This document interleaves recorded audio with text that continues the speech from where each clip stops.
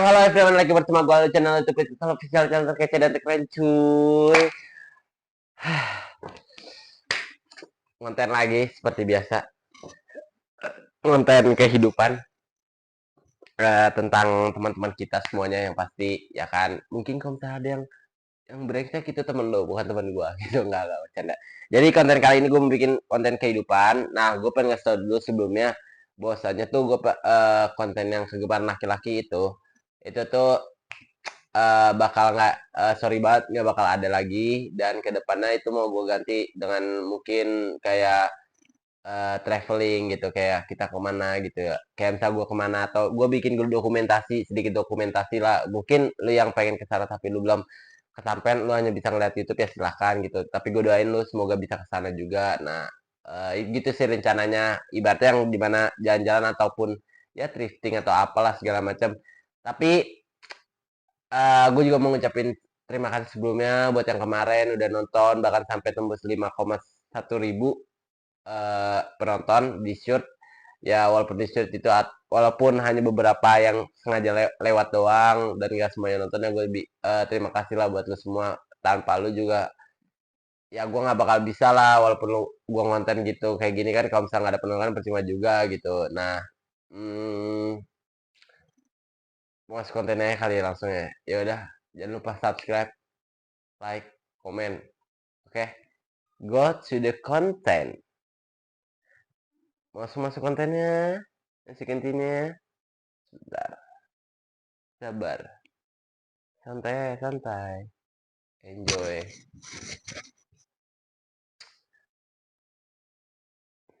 Intinya terima kasih lah buat lo semua. Berado-berado gue, teman-teman gue, semuanya. Oke, kita lihat mungkin keluh kesah dari siapapun itu. Let's go to the content, bro. Pertama, bagaimana rasanya menjadi PSK?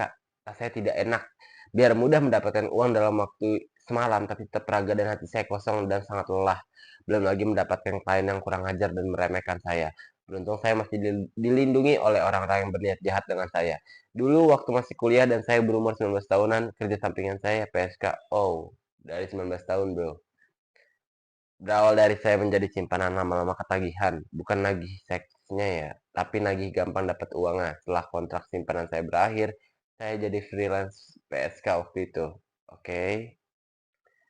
Rasanya lelah sekali, maaf kemaluan saya pun rasanya pegal terus setiap hari. Oke, karena kan ya belum lagi ketika sedang menstruasi luar biasa sakitnya saya sampai ingin menangis di kosan. Nah, gue pengen nanya nih, itu kalau menstruasi ya, menstruasi kan nggak bisa kayak gitu ya. Tapi itu gimana tuh? Misalnya kan lu klien gitu, itu kan pekerjaan lu gitu, itu lu harus bentuk profesional gitu. Itu gimana tuh? Entah itu lu cara menolak atau bener-bener lu emang harus kayak gitu. Gua nggak tahu beneran, gua nggak tahu. Kalau misalnya lu tahu, mungkin boleh komen di bawah. Kita saling sharing aja nggak apa-apa, sekedar tahu mah. Ini juga pun namanya pun kita disamarin lah, disamarin. Oke. Puncaknya adalah saat itu menjelang liburan Natal dan akhir tahun. Klien saya membeludak. Pernah dalam satu hari saya harus melayani 6 klien dari siang sampai malam. Wow, gila 6 klien. Luar biasa lelahnya diri saya ini waktu itu. Pulang ke kosan saya langsung tidur tanpa membersihkan diri. Besoknya jam 11 siang saya harus melayani klien lagi sampai malam. Tiba-tiba seminggu kemudian saya dilanda pusing dan badan drop. Saya close order, matikan handphone dan tidur seharian. Oke, oh ya freelance ya. Akhirnya saya kuatkan diri untuk berobat ke klinik. Dokter di sana langganan saya. Bahkan dia sudah tahu kalau pekerjaan sampingan saya seorang PSK. Ketika dia hendak memeriksa dia berkata, "Neng, udahan atuh, ini kamu kelelahan, kecapean. Badan kamu dari kemarin udah drop sebetulnya, tapi kamu nggak rasain. Kan saya udah bilang, eh, kan saya udah bilang, tetap jaga kesehatan." Saya cuma diem aja sambil sakit kepala saya. Hmm.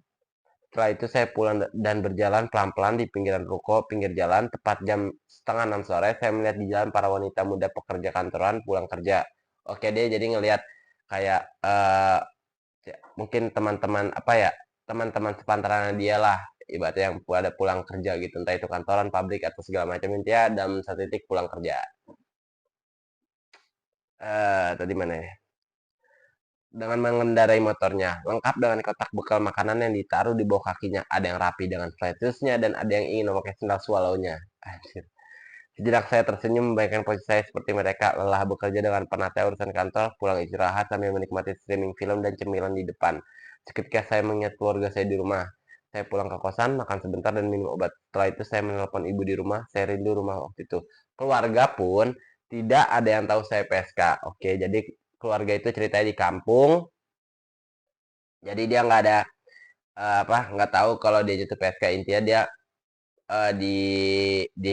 mungkin di kota atau di indah kota lah, di kota itu dia taunya orang tuanya atau orang rumahnya itu keluarganya dia kuliah taunya. Oke, next. Setelah sehat saya menjalani aktivitas perkuliahan saya dan bodohnya saya tetap open order. Oke, udah ngaku mbaknya. Hanya saya menjadwalkan dan membatasi klien setiap harinya. Bahkan saya hanya mau melayani di hari Senin, Selasa, Jumat dengan maksimal 3 klien. Alasan saya karena uang. Saya butuh uang dan saya berpikir mau perlahan lepas dari ruang lingkup PSK ini. Ada kemauan ingin lepas dari lingkaran setan tersebut. Oke, nih. Ketika saya sedang skripsian, saya melamar menjadi karyawan magang di satu perusahaan swasta waktu itu. Dan saya diterima. Saya senang bukan main. Walau hanya menjadi staf magang dan gaji yang terima tidak seberapa, tapi saya benar-benar bersyukur dan mencintai pekerjaan saya waktu itu. Mencintai pekerjaan, tidak mempermasalahkan karena itu semua berawal dari hal yang kecil dulu, nggak mungkin langsung ke besar. Next. Perlahan saya lupa dengan pekerjaan PSK saya waktu itu. Saya pulang magang bisa berkumpul dan nongkrong di kafe bersama teman-teman kuliah. Saya benar-benar menjalani aktivitas anak muda pada umumnya. Setelah wisuda di umur 23 tahun, saya mulai mencari pekerjaan tetap di kantoran. Dan akhirnya saya diterima di kawasan industri dan saya menjadi staf admin di sana. Alhamdulillah. Saya motivasi banget dari yang apa ya, dari kehidupan yang gelap lah. Langsung benar-benar jadi uh, apa mungkin pekerja pada umumnya gitu. Next, mimpi saya terwujud. Saya senang akan hal itu. Yang dulu saya cuma iri melihat para wanita pekerja, sekarang saya bisa merasakan hal itu. Sekarang di umur 26 tahun, saya lagi di fase mendambakan sosok pasangan dan cara hidup. Tapi mikir lagi, memang ada yang mau sama saya. Sudahlah saya menikmati hidup baru saya. Yang ini saja dulu sembari memperbaiki hidup saya ke depannya. Sekian. Thank you so much, Mbak. Udah bercerita dengan mental yang seadanya. Mungkin ini nggak tahu baca sambil nangis atau apa. Pasti ketika ingin mencurahkan itu dalam mungkin bingung mau cerita sama siapa, akhirnya mbaknya cerita di sosmed dan akhirnya di ke up ataupun mungkin trending kali ya. Itu pun salah satu apa ya, keberanian lah mbaknya. Tapi dalam hal ini mbaknya udah benar, udah nggak jadi bilang benar sih gimana ya, karena gue juga nggak tahu nih ya mbaknya ini track recordnya gitu gimana gitu, atau gimana bisa masuk ke dalam situ yang kalau karena uang, hanya karena uang sih masa sampai segitunya gitu, mungkin atau enggak karena pertemanan atau karena lingkungannya yang high, dianya kurang high, nah dia akhirnya masuk ke situ supaya dilihat orang high gitu kan, banyak banyak faktor lah sebenarnya, tapi mbaknya ini langsung sadar gitu. Nah, eh 26 di umur 26 tahun lagi sedang mendambakan sosok ya. Itu eh setiap orang punya jalan masing-masing, setiap orang punya jodoh. Sambil sembari jalan aja memperbaiki hidup, bener kata mbaknya, jangan terlalu terburu-buru, nanti pasti ada kok yang nerima padanya gitu. Yang penting ya jangan terlalu milih banyak-banyak. Oke, next video. Nyesek, cewek ini dapat chat dari tetangga kos, dimintai tolong jagain anaknya, alasannya bikin cewek ini nangis. Oh, ada apa nih? Kak, kamu di kos? Iya mbak, di kos. Ada yang bisa saya bantu? Aku mau nitip anak boleh? Aku mau kerja shift malam, gak mungkin masih bayi dibawa kerja. Mbak, kaget banget ya. Aku pulang jam 5 pagi, kalau aku nggak kerja, anak saya butuh suka. Aku mau minta tolong siapa lagi? Oh, oke. Ya, paham, paham, paham. Mbak, sini adanya biar sama saya, Mbak. Kerja aja. Sini, sini. Semangat ya, Mbak. Maaf belum bisa bantuin apapun selain semangat dan doain Mbak sehat. Adiknya juga sehat. Ini saya malah sedih. Oh, jadi ceritanya Mbak ini minta tolong ke tetangga kosannya gitu. Nah, tetangga kosannya ini yang nge-up di sosmed gitu. Ya nggak apa-apa kan, kalau asalkan seizin sama orangnya gitu ceritanya nggak apa-apa. Kalau siapa tuh jadiin motivasi juga kan nggak apa-apa, nggak ada yang masalah kok. Next, aku yang minta maaf kak, so kenal banget sama kamu padahal kita nggak pernah ngobrol, tapi kamu selalu senyum kalau lihat aku sama anak aku. Aku ngerasa ketika kamu senyum sama aku, dunia masih indah buat aku bertahan. Ah shit, gila, dah badan. Oke, mbak, nangis nih. Jangan pernah mau menikah sama cowok yang, dengerin nih. Jangan pernah mau menikah sama cowok yang suka minum, suka slot, suka main perempuan. Demi Allah nggak akan pernah bahagia kak. Percaya sama aku. Mau sebanyak apapun rezeki dia nggak akan berkah. Nggak akan mbak, nggak pernah mau tuh, nggak pernah mau tahu dunia seperti itu. Kelas saya juga bukan laki-laki seperti saya. Kelas saya juga bukan laki-laki seperti itu. Saya aja enggak. Ya, oke lah. Ini kan opini masing-masing lah ya. Tapi kalau misalnya suka slot sama kayak suka main perempuan bener tuh nggak bakal berkah loh. Kalau ya minum mah nggak apa-apa lah tipsi-tipsi ya kan. Oke, malam itu benar-benar belajar jadi seorang ibu. Kepalanya ciu banget. Oh, calon, calon mama nih. Maafin muka aku ya guys, lagi fokus. Iya nggak apa-apa. Aku panggil dia Pertiwi. Oh, jadi ceritanya si mbaknya ini yang dimintain tolong. Dia tuh nyebut anaknya ini, anak kasih yang mbak minta tolong itu, yang mau kerja shift malam itu Pertiwi namanya. Nama anak yang dititipin. Oke, aku panggil dia Pertiwi, walaupun nama aslinya aku pun nggak tahu. Pertiwi memiliki makna yang bagus. Dewi penguasa bumi. Semoga kelak jadi anak hebat, kuat, dan bisa membela dirinya dan ibunya. Posi Mbak, posisi ini aku sedih banget karena dia jarang diajak ngobrol sama mamanya. Mamanya kecapean kerja, sementara anak-anak harus diajak aktif berbicara. Betul. Dia antusias banget kalau aku ngobrol. Mana aku ngobrol bahasa Inggris, Indo, Prancis, segala macam ekspresi aku lakuin. Effortnya ke si anak ini supaya aktif apa ngobrol lah supaya aktif. Oke, bahkan pas di rebahan aku sampai nari-nari nyeritain dongeng. Cara membuat anak kecil nyaman adalah masuk ke dunianya. Bener, ikutin alurnya dulu. Next, dia sampai pagi di kamarku. Tidur di kasur aku sebelum bobo rewel minta gendong. Nggak kuat, aku nangis lagi sambil ngebayangin di posisi mamanya dia yang kerja di media. Papa, oh ini dalam hati si ceweknya nih, bapak kamu jahat ya dek, doain papa tobat ya dek. Dalam hatiku deh, gila. Beberapa tahun lalu dunia aku pernah hancur, aku rasa semua orang pernah mengalami fase itu walaupun ujiannya berbeda. Kemudian aku berusaha bangkit pelan-pelan saat kita berada di titik terendah. Kita selalu merasa semua orang nggak ada fungsinya di hidup kita. Itu hal wajar karena pikiran kita diselimuti oleh emosi dan keadaan yang sangat tidak kita inginkan. Benar, itu lu lagi jatuh-jatuhnya lah bahasanya. Kemudian aku memutuskan untuk sekolah bayi. Sekolah bayi adalah kegiatan di mana para perempuan dididik dan diajarkan untuk merawat bayi, memandikan bayi, makanan bayi, memberi ASIH bayi sampai beberapa bulan. Kemudian diajarkan banyak hal tentang dunia bayi. Ada prinsip membentuk karakter positif anak, membentuk karakter positif anak dari bayi hingga dewasa. Bagaimana mendidik kepribadian anak disabilitas ya. Bayarnya mahal banget, tapi ini kebutuhan. Oke, benar.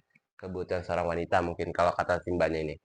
Aku pun waktu itu berusaha mengalihkan duniaku yang saat itu hancur dengan hal-hal positif. Ditambah lagi aturan atau disiplin ilmu yang dibangun di keluargaku atau diterapkan saat ketat. Dimanapun kamu hidup, jangan pernah kamu minum alkohol. Jangan pernah kamu dekat dengan dunia malam. Jangan pernah kamu membawa laki-laki ke rumah. Kalau laki-laki itu tidak layak dan tidak beretika baik, kalau kamu melanggar aturan itu, silakan hidup sendiri dan silakan buat kakak sendiri. Jadi keluarga ini benar-benar tegas supaya ngejagain anaknya itu nggak terkontaminasi lah sama hal-hal yang negatif. Ya. Begitulah kiranya pesan ayah sembari membaca buku. Matanya fokus membaca tapi bibirnya memberi pesan kepada anak putrinya. Terkesan galak, tegas, tapi memang setegas itu beliau. Sampai sekarang aku membatasi bergaul atau pergi sama laki-laki. Impactnya pun sampai sekarang gitu. Sampai mungkin mbaknya ini udah gede, ya kan? Udah dewasa lah. Next. Dan yap, ilmu parenting aku ternyata berfungsi. Siapa sangka aku bakal dititipin seorang anak bayi yang ditinggal kerja. Membayangkan bagaimana susahnya cari uang sendiri aja capek, apalagi dititipin seorang anak tapi harus sambil nyari uang demi menghidupi dirinya dan anaknya. Melihat bayi itu tersenyum aja rasanya sedih, nyesek. sambil aku bercandain, nanti kalau udah gede nyari cowok jangan seperti mama kamu ya. Maafin mama papa kamu ya. Aku yakin kamu kuat, masih bayi tapi udah jadi anak kos. Nanti kalau udah gede, doain mama papa kamu ya. Dia ketawa. Oh, ketawa.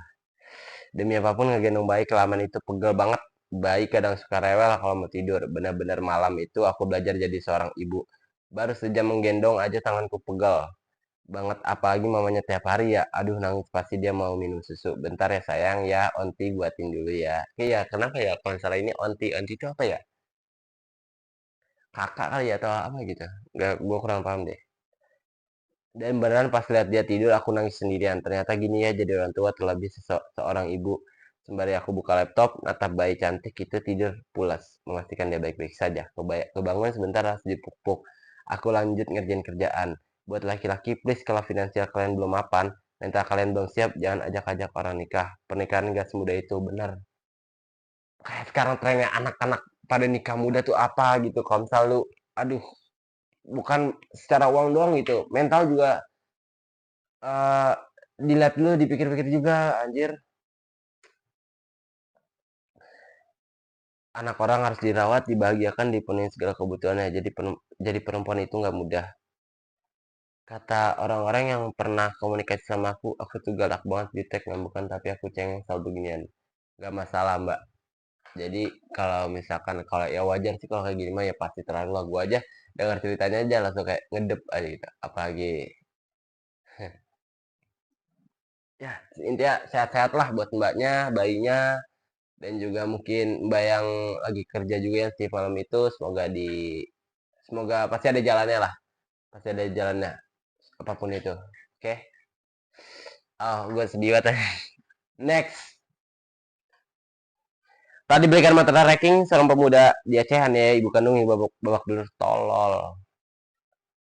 Baru aja anjing. Baru tadi respect gitu sama ini. Sekarang udah aduh,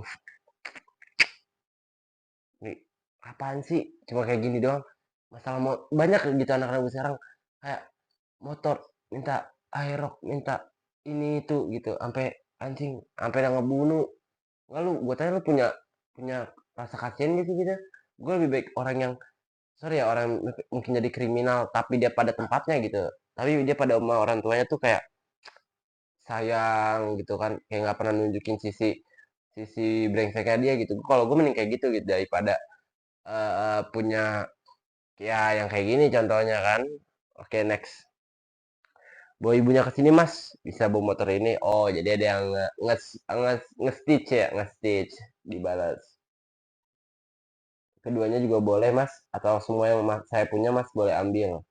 Biar saya yang merawat ibu anda di mana hati nuranimu sebagai seorang laki-laki yang memegang teguh semua tanggung jawab. Kampus. Tuh, gila, sampai ada yang mau ngerawat. Di mana harga diri lo? Ah? Agak malu lo digituin. Goblok lo. Oke, next. Apa nih? Berat ya ketemu anak laki-laki yang waktunya habis untuk bekerja. Berat, berat gak? Ya ada juga ujian lah, udah dewasa ya, jangan jangan sampai apa ya? Jangan sampai yang penting komunikasi. Gue selalu ngingetin kan sama lu kan, komunikasi komunikasi gitu, jangan sampai miskom gitu. Yang penting mah ya namanya juga udah dewasa kan udah fokus sama dirinya masing-masing, ibaratnya udah fokus kesibukan masing-masing, gimana caranya lo tetap nyatu gitu. Nah itu namanya sebuah proses. Anjay. Next. Nggak apa-apa, nggak semua harus sesuai ekspektasi. Apa sih ini? Nangka ya?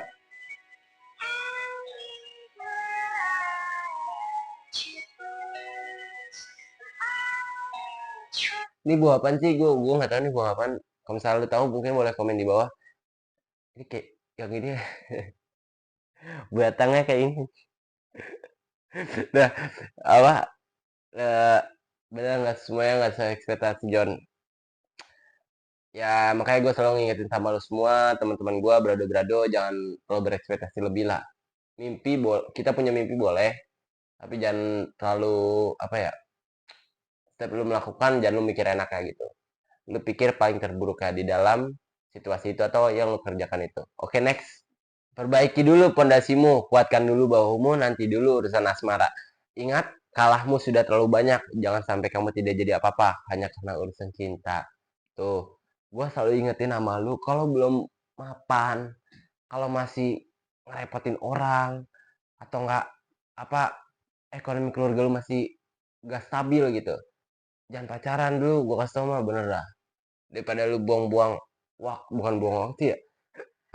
Kan itu kan ibaratnya kita kan butuh ya realistis lah, kita butuh ngajakin jalan-jalan pasti butuh uang ya kan, bensin, rokok, belum nonton segala macam atau kemana lah itu terserah lah. Kan mau ngeluarin uang gitu daripada kayak gitu mending lu tak apa ya berputar lagi uangnya gitu, lu putar-putarin terus uangnya supaya ya orang tua dulu lah yang usahain dulu, baru ntar ke depannya baru orang lain gitu. Oke, next gak? Next ya. Nggak usah sibuk mikirin jodoh, kerja aja dulu yang rajin tuh, yang tadi gue ngomong ya. Yang semangat, raihlah apapun itu di usia muda, kumpulin aset yang banyak, hidup kalau udah manis, jangankan jodoh, orang yang benci aja bisa mendekat. Oh shit, yang benci, yang benci ntar gini nih. Apa kabar lu? Gila lu udah keren banget sekarang ya. Lu ini nggak? Gua yang cepet nih ada di. Itu yang benci, itu yang benci tuh. Benar, lu harus bayar tuh mulut-mulut orang yang benci tuh. Nanti ngedekatin lu, lihat dah, percaya sama gua. Emang kayak gitu siklus anjing emang. Belajarlah untuk menikmati tantangan, karena di sanalah orang hebat dan tangguh dibesarkan. Anjing keren banget, gila. Lu makanya harus nikmatin tantangan gitu. Jangan cuman kayak gini doang, bosan gitu. Cari tantangan apa nih, adrenalin apa ya yang bener-bener kayak kalau perlu hidup lu juga nggak apa-apa gitu, hidup lu tetap pertaruhkan nggak apa-apa, ya nggak apa-apa kalau misalnya demi satu titik gitu, tapi lu harus tahu juga salah-salahnya, tapi lu pelajarin juga ini gimana nih gitu. Jangan takut lah untuk mencoba intinya. Oke, gitu aja konten dari gua. Terima kasih semua yang udah support gua selama ini. Nggak ada apa ya, kalau lu emang suka dia di like, terus di komen juga, di subscribe. Kalau misalnya mau bikin konten apa, di komen aja apa aja, atau nanti pun gimana gimananya ya udah komen aja. Intinya sehat-sehat buat lu semua and happy watching.